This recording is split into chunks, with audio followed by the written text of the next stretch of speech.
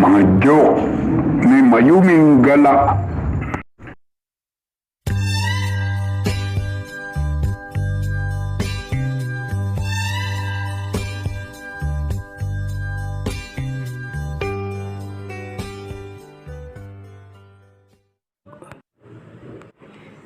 Hindi ko alam kung paano mag-alaga nitong bibi. Paano kaya ito mapaparami? Paano kaya ito mapapaitlog?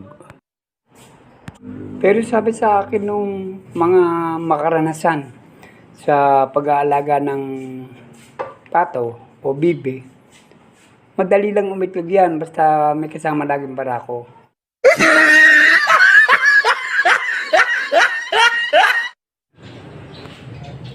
May nagtanong po sa akin, paano daw po mag-alaga ng mga ibon? Wala po akong may sagot sa kanya. Kung hindi, ang sabi ko, iho, doon ka na lang magtanong sa may-ari ng mga pet shop o yung mga nagtitinda ng lovebird.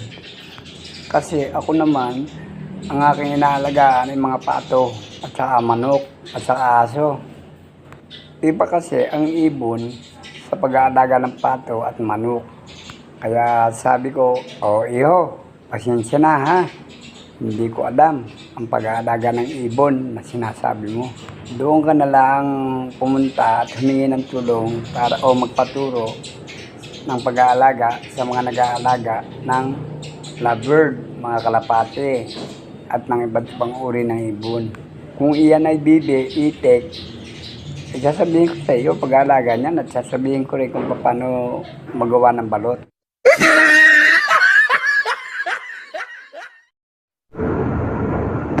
Mga joke ni Mayuming Gala.